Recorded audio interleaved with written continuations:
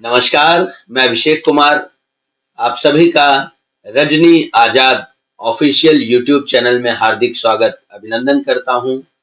आज हमारे बीच में है रजनी श्रीवास्तव जी। साथियों, जैसा कि हम सभी जानते हैं, इस सृष्टि की संरचना पंचतत्व से हुई है। उसी प्रकार हमारे जीवन में पांच का क्या महत्व है, हम जानेंगे रजनी जी से। नमस्कार दोस्तों।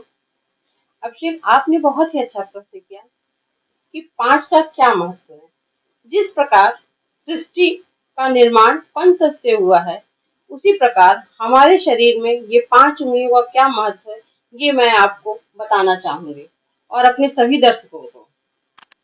अंगूठा पिता को दर्शाता है, तर्जनी पुत्री को, मध्यमा माता को, अनामिका पुत्र को और कनिष्ठा छोटे पुत्र को।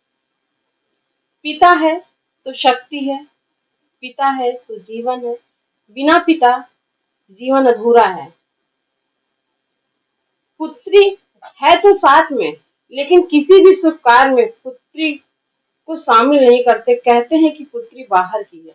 जैसे हम हवन करते हैं तो हमेशा उसको बाहर रखते हैं कि ये बाहर की, इसको नहीं टच करना है।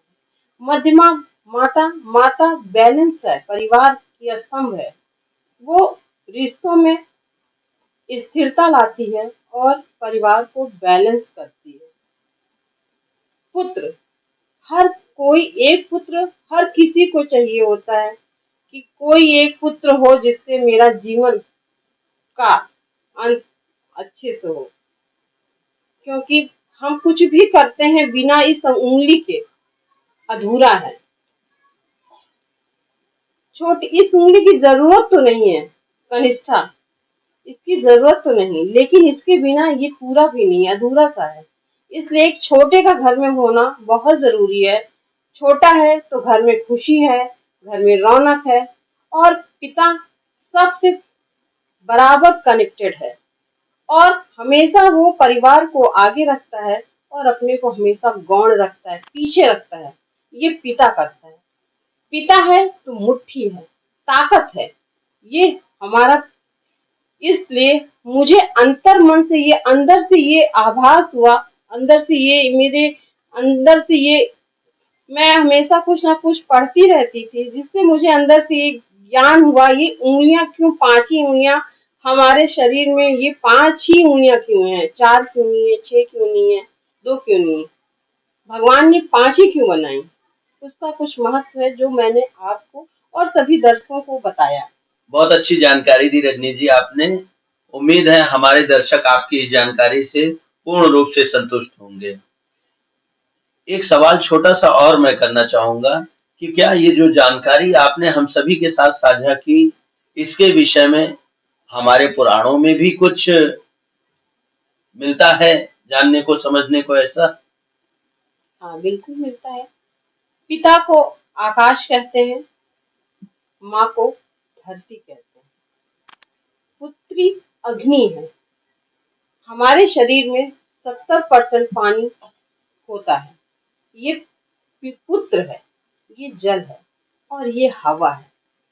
तो अगर पंचतत्व से भी आप अपनी उंगलियों को जोड़ेंगे तो इनका भी है। ये आकाश है, पिता, तर्जनी पुत्री अग्नि, माता धरती, बड़ा बेटा जल जिसके बिना जीवन नहीं, और छोटा बेटा जिस हवा, वायु। तो और अगर आप अपने पुराणों में देखेंगे, अपने देवी देवता में देखेंगे, तो जिनका भी परिवार रहा है, उनके दो पुत्र एक पुत्री ही रहे हैं।